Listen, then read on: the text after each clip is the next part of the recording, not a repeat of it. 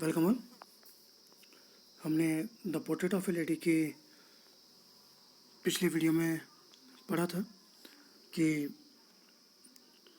Narrator अपनी दादी के बारे में बताता है कि पिछले 20 साल से वो उन्हें वैसा ही देख रहा है, यानी कि वही उतना ही बूढ़ा देख रहा है। और ये विश्वास करना काफ़ी हद तक मुश्किल है कि वो कभी जवान रही होंगी। वो एक रिंकल्ड, झुक के चलने वाली बूढ़ी औरत है। अपने दादाजी के पोर्ट्रेट को देखते हुए भी उनका यही विचार है कि ये काफ़ी बूढ़े नज़र आते हैं। लेकिन हमने फर्स्ट पार्ट में देखा कि फर्स्ट पार्ट में जो रिलेशन है ग्रैंड मदर का और नरेटर का, वो काफ़ी मजबूत है। दादी और नरेटर दोनों गांव में रहते हैं क्योंकि उनके पेरेंट्स शहर में हैं, और दादी उनको तैयार करती हैं, स्कूल ले जाती हैं। रास्ते में वो स्टील चपातीस जो हैं वो गांव के कुत्तों को देती हैं। हम इस पार्ट में अब हम देखेंगे कि now comes the turning point. ये टर्निंग पॉइंट क्या है? When the parents were comfortably settled, तो जब पेरेंट्स जो हैं वो शहर में कंफर्टेबली सेटल्ड हो जाते हैं तो दे सेंट फॉर अस, यानी कि वो ग्रैंड मदर को, नरेटर को सिटी में बुला लेते हैं। और एक टर्निंग पॉइंट है। Turning point in the sense कि यहाँ पे जो रिलेशनशिप है ग्रैंड मदर और ऑथर की, वो काफ़ी ड्रास्टिकली चेंज हो जाती है। अब देखते हैं इस पर क्या होता है कि बावजूद इसके कि वो एक कॉमन रूम शेयर करते हैं, लेकिन ग्रैंड मदर अब ऑथर के साथ, नरेटर के साथ स्कूल नहीं जा पाती। नरेटर अब एक इंग्लिश मीडियम स्कूल में एक बस में जाता है। यहाँ पे कुत्ते नहीं हैं जिनको दादी फीड कर पाए, इसलिए वो स्पैरोज को अपने जो सिटी का घर है उसके कोर्टयार्ड में उनको फीड करना शुरू करती हैं। धीरे धीरे ईयर पास होते जाते हैं। दादी अभी भी ऑथर को सुबह जगाती हैं, स्कूल के लिए तैयार करती हैं, और जब वो वापस आता है स्कूल से तो उसे पूछती कि उसे क्या पढ़ाया गया, और वो बताता है कि उसने आज कुछ इंग्लिश वर्ड सीखे, वेस्टर्न साइंस सीखी, और लॉ ऑफ ग्रेविटी और आर्किमिडीज प्रिंसिपल सीखा, और दुनिया गोल है जाना। और ये सब सुन के दादी थोड़ा अनहैप्पी हो जाती हैं क्योंकि अब वो उनके लेसन्स में उनकी हेल्प नहीं कर पाती हैं। लेकिन उनको ये चीज़ पसंद नहीं है कि स्कूल में गॉड या स्क्रिप्चर्स के बारे में, होली बुक्स के बारे में नहीं पढ़ाया जाता।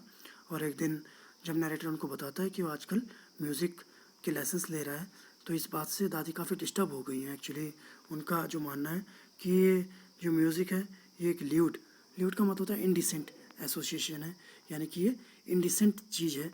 क्योंकि उनका मानना है कि ये जो काम है ये हेरलॉट्स और बेगर्स, हेलोट्स का मतलब होता है प्रोस्टिट्यूट्स, और बेगर्स यानी कि चीप लोगों का काम है। जेंटल फोक्स, सभ्य लोगों के लिए म्यूज़िक नहीं होता। उनने कुछ कहा तो नहीं, लेकिन उनका जो डिसअप्रूवल है वो उनके बात, उनकी साइलेंस से झलक रहा है कि वो इस चीज़ को पसंद नहीं कर रही है। और इसके बाद रेयरली वो कभी, उनने थोड़ा सा बात करना अब कम कर दिया है। देन अब ये थर्ड फेज़ है। यहाँ पे नरेटर जो है वो यूनिवर्सिटी जा चुके हैं। यूनिवर्सिटी में पढ़ने के लिए अब उनका अपना रूम है, और जो उनके बीच में जो फ्रेंडशिप है वो स्नैप्ड हो चुकी है, ऑफ हो चुकी है।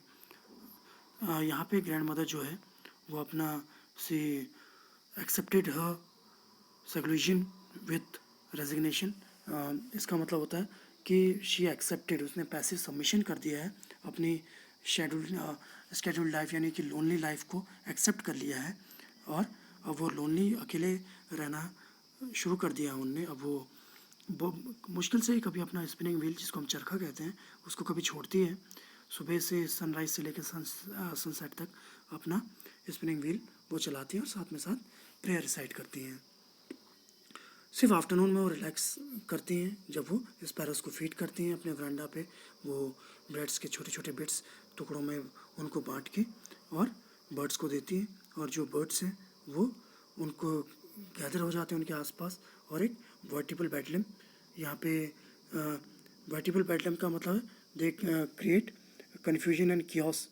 जो चिरपिंग्स है स्पैरोस की, because they scattered everywhere, they perched on the author's grandmother, तो उससे एक टाइप का कियोस डिसऑर्डर क्रिएट हो जाता है। बेडलम का मतलब होता है confusion. And some came poised her legs, कोई कुछ चिड़ियाँ उनके पैरों पे चढ़ जाती हैं, कुछ उनके शोल्डर्स पे और कुछ सर पे भी चढ़ जाती हैं, लेकिन वो हमेशा स्माइल करती हैं, कभी उनको शो नहीं यानी कि भगाने की कोशिश नहीं करती। और ये पूरे दिन का उनका सबसे हैप्पीएस्ट हाफ आवर होता है पूरे दिन का। इसके बाद ऑथर डिसाइड करता है कि उसे अब्रॉड जाना है पढ़ाई के लिए, और वो श्योर नहीं है कि इस बात से वो बिल्कुल श्योर है कि ग्रैंड मदर जो है वो अपसेट होंगी, क्योंकि 5 साल का समय है और उनकी जो एज है वन को नेवर टेल। इसका मतलब होता है कि उनकी जो एज है इसमें कोई नहीं कह सकता कि अब उनकी कितनी लाइफ बची है, क्या 5 साल के बाद नरेटर उनको देख पाएगा या नहीं। पर ग्रैंड मदर सर्वाइव करती हैं, पर वो अभी भी उतनी सेंटिमेंटल नहीं है। और वो जब उनको रेलवे स्टेशन लेने के लिए उनको छोड़ने आती हैं तो कोई भी इमोशंस शो नहीं करती। वो अपने प्रेयर्स करती रहती हैं और उनका माइंड जो है प्रेयर में खोया रहता है। उनकी जो फिंगर्स हैं अपनी बीट्स, जिनको मनके कहते हैं, मोती जो माला के मोती होते हैं उन्हें फिराने में लगी रहती हैं। वो उनके फोरहेड पे किस करती हैं and I left I cherished. Cherished का मतलब होता है टेकन केयर। और वो उनका जो मॉइस्ट इम्प्रिंट है, ये उनका लास्ट फिजिकल कांटेक्ट है जो उनने उनके फोरहेड पे किस किया है, ये उनका लास्ट फिजिकल कांटेक्ट है दोनों के बीच में। But that was not so after. पर अभी कहानी ख़त्म नहीं हुई। अभी 5 साल बाद जब वो वापस आता है नरेटर, और अभी भी दादी उसको एक दिन भी ज़्यादा बूढ़ी नहीं लगती है। She had no time for words, और शी क्लैप्स मी का मतलब होता है होल्ड करना। वो उनको टाइटली होल्ड करती है अपने आर्म्स में, यानी कि हक करती हैं और प्रेयर रिसाइट करती हैं, और वो उनको सुन सकता है नरेटर प्रेयर रिसाइट करते हुए। और लेकिन उनके आने के बावजूद भी उनका जो सबसे हैप्पीएस्ट मोमेंट होता है वही होता है जब वो स्पैरोज़ को फीड करती हैं और उनको फ्रिवोलस का मतलब होता है लाइट हार्टेड स्कोल्डिंग, चिड़ियों को लाइट हार्टेडली डांटती हैं। In the evening change over है, और अब अचानक शाम को उनमें एक चेंज आ गया। आज उन्हें प्रे नहीं की है, और उनने आपस में जो आसपास नेबरहुड की पड़ोस की औरतें उनको गैदर करके एक पुराना ड्रम और लेके उनने गाना शुरू कर दिया है। जो ड्रम है ये काफ़ी सैगिंग स्किन ऑफ डेलिपेटेड। ड्रम का मतलब होता है कि बिल्कुल डेटोरेटिंग कंडीशन में, बड़े फटे पुराने कंडीशन में जो ड्रम है उसको बीटिंग कर रही हैं, और जो वॉरियर्स के होम कमिंग के जो सॉन्ग्स होती हैं वो गा रही हैं। और हमने उनको परसुएट करने की, मनाने की कोशिश की कि अपने आप को ओवर स्ट्रेन ना करें, बट ये उनने उनके उनको नहीं माना। और ये पहली बार था जब से नरेटर ने उनको देखा है कि आज उनने प्रेयर नहीं की है। और नेक्स्ट मॉर्निंग वो बीमार पड़ जाती हैं, मे बी उनको थोड़ा सा माइल्ड फीवर, और डॉक्टर ने बताया कि इट वुड गो, कि बुखार ठीक हो जाएगा। पर ग्रैंड मदर का जो विचार है वो अलग है, कि उनका मानना है कि अब उनका जो एंड है वो नियर है, और क्योंकि अब कुछ ही घंटे बचे हैं तो अपना लास्ट चैप्टर यानी कि ज़िंदगी का जो लास्ट चैप्टर है, अंतिम सांस से पहले वो कहती हैं कि वो प्रे करना भूल गई हैं, तो इसलिए वो बिल्कुल टाइम वेस्ट नहीं करना चाहती बातों में, वो प्रे करना चाहती हैं।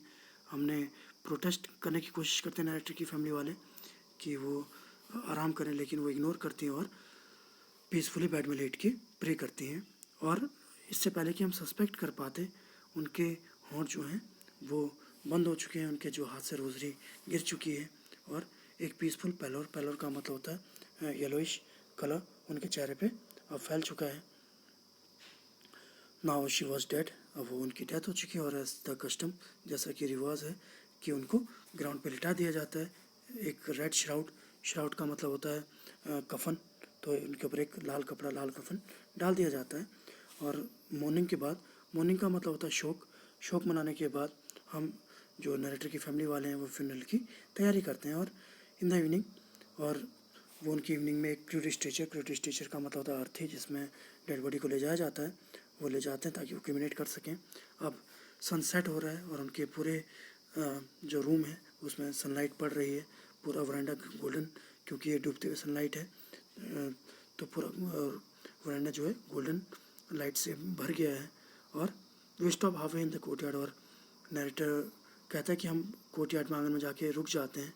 और जहाँ all the veranda and in her room right up, जहाँ पे उनको रखा गया था, जहाँ पे उनको शी ले dead stiff wrapped in the red shroud, उनको लपेटा गया था रेड शाउट में, वहाँ पे 1000 ऑफ स्पैरोज स्कैटर पूरे चारों तरफ फैल जाती है फ्लोर पे, कोई चिरपिंग नहीं, कोई आवाज़ क्रिएट नहीं करती, और जो बर्ड हैं वो सॉरी फील कर रही हैं मदर, जो ग्रैंड मदर की डेथ पे उनको शायद वो मौन कर रही हैं। मदर भी काफ़ी सॉरी फील करती है मैं उन चिड़ियाओं के लिए, क्योंकि जो उनको फीड करती थी वो दादी नहीं रही, इसलिए वो कुछ ब्रेड्स उनको खाने के लिए ब्रेड्स क्रम्स दे देती हैं। लेकिन जैसा दादी किया करती थी, लेकिन स्पैरोसिस पे बिल्कुल ध्यान नहीं देते। वो जब मदर के कॉप्स को, ग्रैंड मदर का कॉप्स का मतलब यहाँ पे डेड बॉडी से, तो उनको ले जाया जाता है, तो वो चुपचाप क्वाइटली चली जाती हैं, और नेक्स्ट मॉर्निंग स्वीपर उन ब्रेड क्रम्स को डस्टबिन में स्वीप करके डाल देता है। तो ये बर्ड्स का अपना तरीका था मौन करने का। तो this was the story. I hope आपको समझ में आई होगी। Thank you.